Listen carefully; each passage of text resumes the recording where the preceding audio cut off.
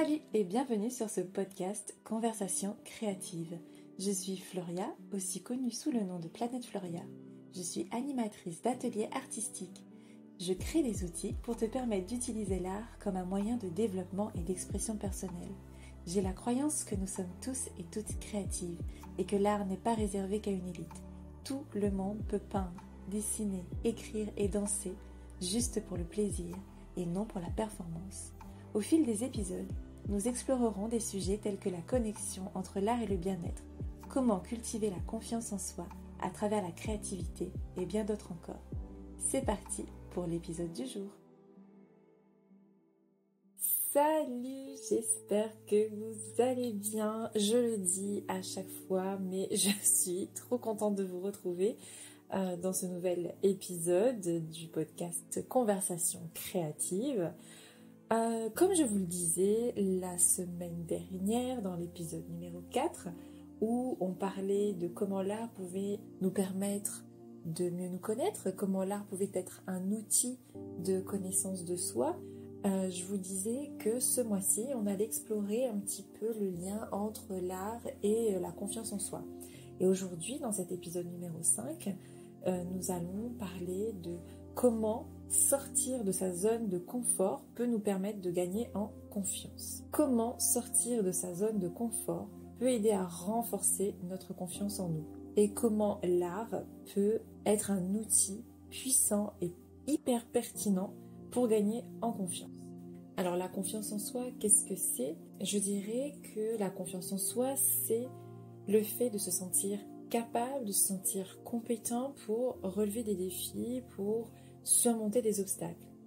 J'estime qu'il y a une différence notable entre avoir confiance en soi et avoir de l'estime de soi. Je pense que on peut avoir une estime de soi plutôt faible, mais pourtant avoir confiance en ses capacités. J'ai cette croyance-là que on n'est pas obligé d'avoir une forte estime de soi-même, même si ce serait vraiment trop cool de pouvoir avoir une super estime de soi au quotidien. Mais voilà, je pense qu'on n'est pas obligé d'avoir une estime de soi hyper développée pour avoir confiance en soi. Donc ça, c'est un point, je pense, qui est intéressant à avoir en tête, parce que ça nous permet de se dire, bon bah voilà, même si je suis pas complètement à l'aise avec qui je suis, je peux quand même avoir assez confiance en mes capacités, avoir confiance en moi, pour prendre des décisions, pour être capable d'interagir avec le monde, pour relever des défis, etc. Aussi, la confiance en soi va avoir un impact sur le plan professionnel que sur le plan personnel. On peut avoir confiance en nous dans notre travail et pourtant dans notre vie personnelle ne pas du tout avoir confiance en nous et vice-versa. Donc lorsqu'on parle de confiance en soi, c'est un sujet hyper vaste. Et c'est pour ça que dire, bah voilà, moi je suis quelqu'un qui a confiance en moi, c'est pas forcément aussi simple que ça, parce qu'on peut avoir confiance en nous dans certains domaines, et dans d'autres domaines, être complètement une quiche, et avoir des difficultés justement à se sentir confiance. Donc c'est tout le sujet de cet épisode, c'est justement comment parvenir à gagner en confiance dans des domaines où on n'a pas confiance en nous, grâce à l'art, et comment sortir de sa zone de confort va nous permettre d'augmenter notre confiance en nous-mêmes. Pour moi, chaque petit pas qu'on fait hors de notre zone de confort nous rend un petit peu plus fort, un petit peu plus résilient, un petit peu plus confiant. Donc pour moi, on peut y aller petit pas par petit pas. Sortir de sa zone de confort, c'est une étape essentielle pour gagner en confiance, pour grandir, pour en apprendre plus sur soi. Et on va voir dans cet épisode comment l'art peut intervenir dans ce cheminement. Donc tout d'abord, quels sont les bienfaits de sortir de sa zone de confort ? Qu'est-ce que provoque de positif le fait de sortir de sa zone de confort ? Pour moi, quand on sort de sa zone de confort, ça nous permet de développer de nouvelles compétences. Ça nous permet de changer de perspective, d'avoir un autre regard sur ce qui se passe, d'avoir un autre regard sur une activité, d'avoir un autre regard sur un comportement. Et par conséquent, ça augmente notre confiance en nous. Je vais vous donner mon exemple. Faire ce podcast, pour moi, c'est sortir complètement de ma zone de confort. C'est-à-dire que j'ai toujours pensé que je n'arrivais pas à bien m'exprimer, j'ai tendance à bafouiller, à bégayer, et de me dire que je ferais une émission de podcast où j'allais devoir parler pendant plusieurs minutes, c'était vraiment pour moi une source de stress et c'est vraiment sortir de ma zone de confiance. Lorsque j'ai sorti mes premiers épisodes, et on est toujours dans les premiers épisodes parce qu'on n'est qu'au 5e épisode, mais je vois bien la différence entre mon premier épisode et celui que je suis en train d'enregistrer aujourd'hui. Le premier épisode, j'étais complètement paniquée, j'ai mis je crois une demi-journée à faire des recherches sur ce que j'allais dire. J'ai enregistré 10 000 fois. Enfin voilà, je n'avais vraiment pas confiance en moi, mais j'ai surmonté ça, je me suis surpassée et j'ai continué. Aujourd'hui, je construis le squelette de mon épisode et j'y vais un petit peu en one shot. Je suis beaucoup plus naturelle, je suis beaucoup plus confiante. Donc c'est pas encore le top du top, je suis pas encore complètement confiante, mais je me sens mieux, je me sens plus confiante et en effet, je développe de nouvelles compétences. J'ai appris énormément sur l'univers du podcasting, en termes de marketing, en termes de logiciels, en termes de comment je structure mes idées et je me rends compte que je bafouille moins, que je bégaye moins et que je gagne en clarté dans mon discours et dans mes idées.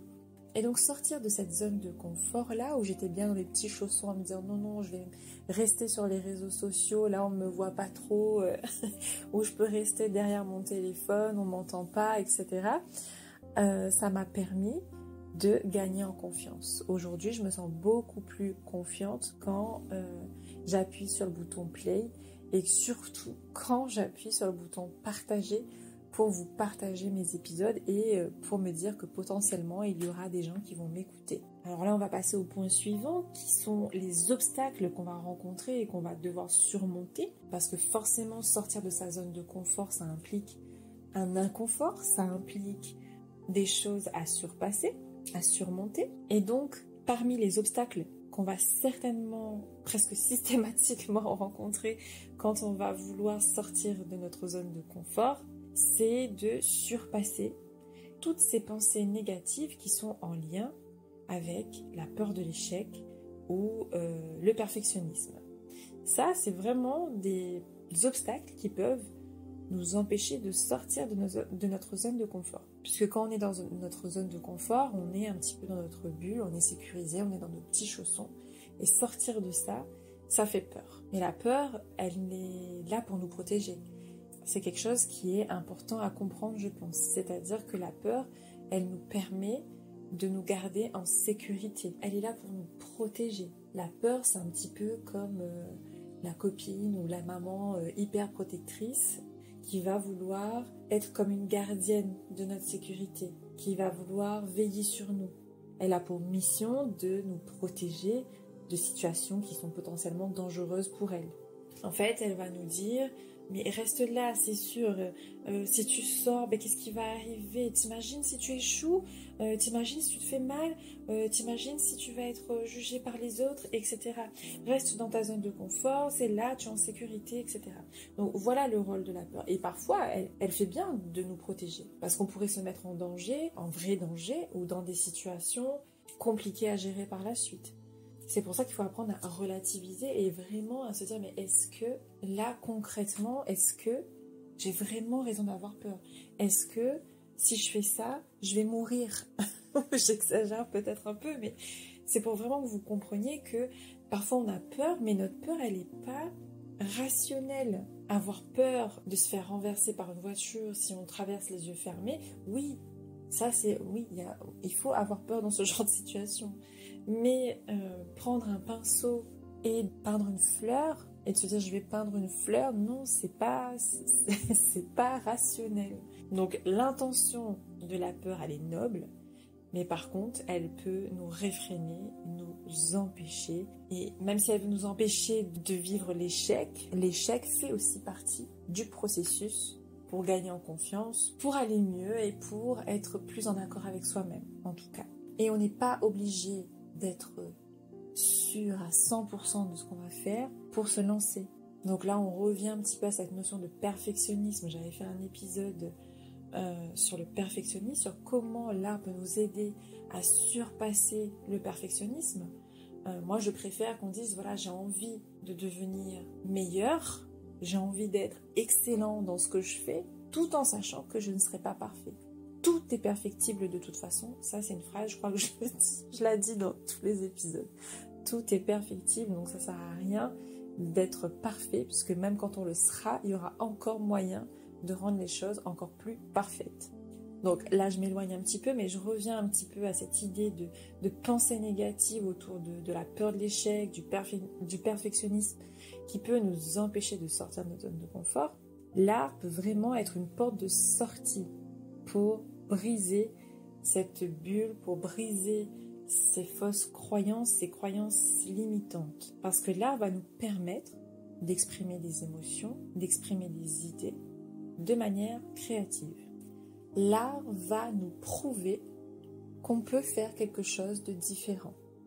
L'art va nous prouver qu'on peut développer de nouvelles compétences. L'art va nous prouver que relever des défis nous permet de gagner en confiance. Donc maintenant, on va parler un petit peu des conseils pratiques pour sortir de cette zone de confort grâce à l'art. Et ça, qu'on soit novice ou non. C'est-à-dire qu'on n'ait jamais touché un pinceau de sa vie ou qu'au contraire, on soit un artiste confirmé, l'art peut toujours être un moyen qui nous permet de sortir de notre zone de confort. C'est-à-dire que quelqu'un qui n'a jamais touché un crayon, un pinceau de sa vie pour dessiner, le fait de se mettre à cette activité artistique, à cette pratique, c'est sortir de sa zone de confort.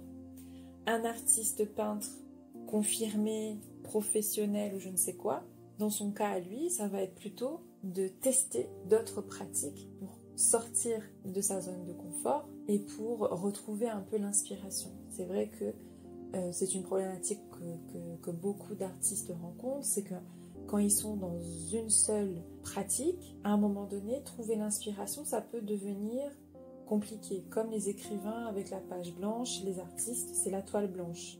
Et donc, sortir de notre zone de confort en faisant une autre pratique artistique, ça peut vraiment nous permettre de retrouver l'inspiration et du coup, de retrouver la confiance en soi.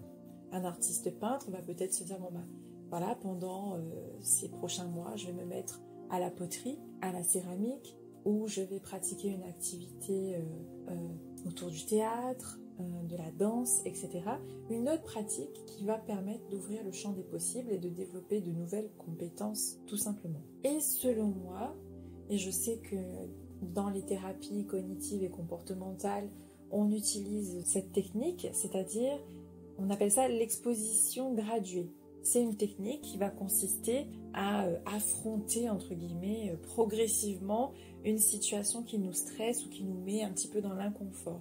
Et donc, je pense que lorsqu'on veut sortir de notre zone de confort, se jeter dans le bain, ça peut être une possibilité. Ça peut fonctionner pour certains, mais pour d'autres, c'est peut-être un peu trop.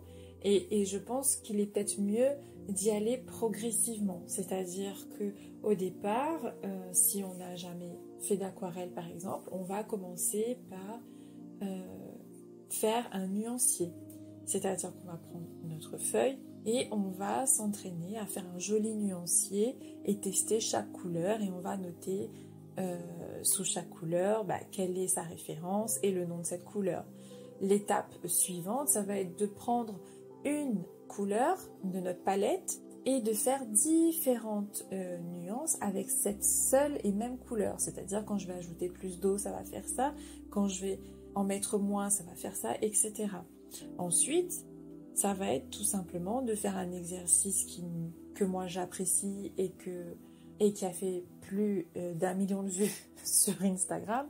C'est le fameux exercice où on inspire, sur l'expiration, on trace une courbe qui s'entremêle et ensuite on vient colorer toutes les zones qu'on a créé avec cette ligne. Et donc c'est un exercice très simple parce que c'est du coloriage, mais comme on n'a jamais fait avec un feutre ou un crayon de couleur, ça va être plus simple, mais comme on n'a jamais fait d'aquarelle, le faire à l'aquarelle, voilà, c'est une étape supplémentaire. Et voilà, c'est petit à petit ajouter à chaque fois une nouvelle compétence, une nouvelle expérience. Et si on rate, c'est pas grave, on revient dessus et on recommence. C'est un peu ce que je fais avec ce podcast, c'est-à-dire que c'est toujours le même processus dans la création d'un podcast, c'est-à-dire que au départ, j'étais un petit peu perdue parce qu'il y avait beaucoup d'étapes à faire et je prenais du temps, je bégayais, je savais pas trop comment construire mes épisodes et l'épisode suivant, j'ai recommencé, donc bien sûr les thèmes changent, mais voilà, je fais ce qui s'appelle l'itération, c'est-à-dire que je vais revenir dessus et essayer de faire mieux à chaque fois. Un autre conseil aussi que je pourrais peut-être vous donner pour vous aider à sortir de votre zone de confort, c'est d'instaurer des exercices de respiration dans votre quotidien ou des exercices de méditation et de relaxation. Il y a l'application Petit Bambou qui est super bien faite, qui peut vous permettre de faire des exercices de méditation ou de relaxation ou de respiration assez simples à mettre en place dans son quotidien, et ça peut permettre un petit peu d'apaiser toute l'anxiété ou le stress qu'on pourrait avoir avant de se mettre à sortir de notre zone de confort. C'est-à-dire que avant de pratiquer un exercice artistique, si c'est vraiment quelque chose qui nous fait un peu peur, on peut se dire voilà, je prends juste 5 minutes avant pour respirer, pour écouter quelque chose qui va m'apaiser et me donner un peu plus confiance pour l'activité qu'on s'apprête à faire. Donc à présent, j'aimerais qu'on parle de comment intégrer l'art dans une routine quotidienne, parce que je pense que, donc comme je vous disais précédemment, c'est bien d'y aller petit à petit. Je pense que c'est très efficace d'instaurer 5 à 10 minutes par jour pour progresser et pour sortir de notre zone de confort. Parce que ça va devenir une habitude en fait. Je pense que c'est plus efficace de se dire, voilà, tous les jours, pendant 10 minutes, je vais faire un petit croquis, je vais peindre une fleur, je vais peindre une feuille, je vais juste poser un peu de couleur, je vais tester cette technique.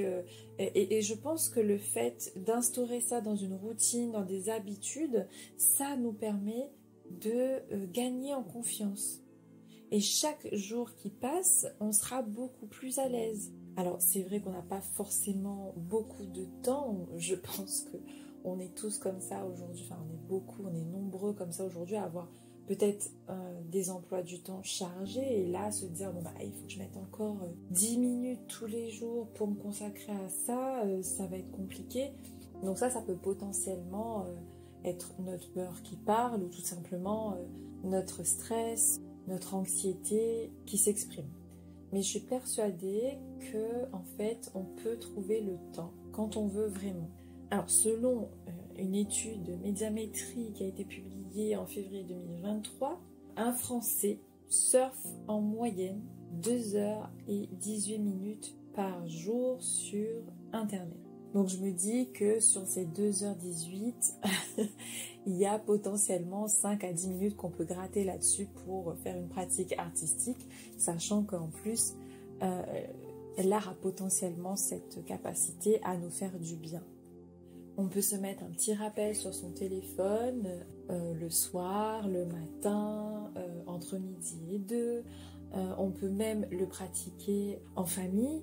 Moi, je sais que c'est quelque chose que j'aime bien faire avec mon fils. Petit moment comme ça pour dessiner ensemble. Et voilà, je pense que rien que le fait, même si vous n'êtes pas encore totalement décidé, si vous mettez là tout de suite maintenant un rappel quotidien qui va sonner tous les jours à 17h30 pour vous dire 10 minutes, je m'assois et je gribouille quelque chose, ça peut déjà enclencher ce processus de sortir de sa zone de confort. Et je parle d'art en termes généraux. Ça peut être la danse, ça peut être l'écriture, ça peut être le théâtre, ça peut être poterie, ça peut être du land art, c'est-à-dire que pendant 10 minutes, 15 minutes, je vais aller dans mon jardin ou je vais aller marcher et je vais faire une petite sculpture avec des pierres, des feuilles, n'importe quoi. Il y a énormément de possibilités en art pour sortir de sa zone de confort. Donc non seulement ça fait du bien, mais en plus ça nous permet vraiment de gagner en confiance. Un autre point qui est important aussi quand on intègre l'art dans sa routine, c'est peut-être d'avoir du soutien. Alors, il ne s'agit pas là de demander l'avis des autres parce que on s'en fout. Clairement, l'avis des autres, le jugement, etc. Surtout quand on a peu confiance en soi, non, c'est pas ce qui nous intéresse là. Je parle vraiment de soutien. Si vous avez des proches qui ont envie de partager cette expérience avec vous et de se dire moi aussi j'ai envie de gagner en confiance, allez on se lance un défi tous les jours ensemble, on va créer quelque chose, donc ça c'est top. Et c'est un peu pour ça aussi que je crée le membership. Donc je ne sais pas si vous êtes au courant, mais au mois d'octobre je lance un club d'art et de bien-être en ligne. Donc il suffit de s'inscrire, c'est un abonnement qu'on paye tous les mois et on a accès chaque mois à des contenus artistiques. Donc il y a un tutoriel aquarelle, il y a des exercices de journaling, il y a des lives où on papote ensemble et il y a du coloriage méditatif ou du dessin neurographique. Il y a aussi l'accès à un groupe Facebook où on va se soutenir, s'encourager ensemble. C'est pas je montre mon travail et je vous dis mais vous en pensez quoi ? Est-ce que je devrais améliorer ci, ça, ça ? Alors bien sûr pour progresser dans une activité artistique, c'est bien d'avoir des conseils des conseils techniques pour s'améliorer, de voir où est-ce que on aurait pu s'améliorer. Mais vraiment le but de cette communauté, de ce groupe, de cet échange que vous allez avoir, c'est pour avoir du soutien, c'est pour avoir de l'encouragement. Et ça, vraiment, ça accélère le processus de confiance en soi parce que on s'encourage l'une et l'autre. Parfois, quand je donne des conseils, notamment sur le mindset un petit peu à certaines personnes pour qu'elles aient plus confiance en elles, pour les encourager, les soutenir, le fait de tenir un discours comme ça, et ben finalement, ça fonctionne pour moi aussi. C'est-à-dire que quand je dis à une élève ou une apprenante « Ah ben c'est génial que tu aies réussi aujourd'hui à prendre le temps pour toi, à tester ça, que tu aies découvert cette technique-là alors qu'avant tu l'appréhendais et que tu t'es surpassé et que tu es sorti de ta zone de confort et que tu as essayé, que tu n'as rien lâché. » Et ben moi, je m'entends dire ça, je me dis « Mais oui, mais toi, tu ferais mieux de le faire aussi en fait. » Et du coup, ça me remet un petit peu les idées en place quand parfois j'ai des doutes ou que je perds confiance dans ma pratique. Et donc, c'est vraiment très important, je pense, d'avoir du soutien, que ce soit une personne ou un groupe, c'est important. Donc, pour résumer, sortir de sa zone de confort, c'est une étape cruciale pour gagner en confiance. On a vu qu'il y avait de nombreux bienfaits, comme celui de développer de nouvelles compétences, de changer de perspective, d'augmenter notre confiance en nous. On a vu que ça pouvait nous permettre de surpasser des pensées négatives en lien avec la peur de l'échec, avec la peur du jugement, avec le perfectionnisme. Je vous ai donné quelques conseils et quelques exemples d'exercices artistiques que vous pouvez faire dans votre quotidien et comment intégrer l'art dans votre routine. Et on a vu également à quel point avoir un réseau de soutien ou juste une personne qui nous soutient pouvait accélérer le processus de confiance en soi. Et voilà, je vais conclure parce que je pense que ça fait déjà une bonne demi-heure qu'on est en train de discuter ensemble. J'espère que cet épisode vous aura plu. N'hésitez pas à mettre un commentaire ou une note sur votre plateforme si elle le permet. Il me semble que sur Apple Podcast et Spotify, il est possible de le faire. Donc n'hésitez pas à me laisser un petit mot. Je serais ravie de vous lire et cela m'encouragerait énormément et cela permettrait aussi au podcast d'être plus connu. Je vous remercie de m'avoir écouté. Je vous souhaite de passer une très belle journée, après-midi ou soirée, où que vous soyez dans le monde. Et je vous dis à très bientôt.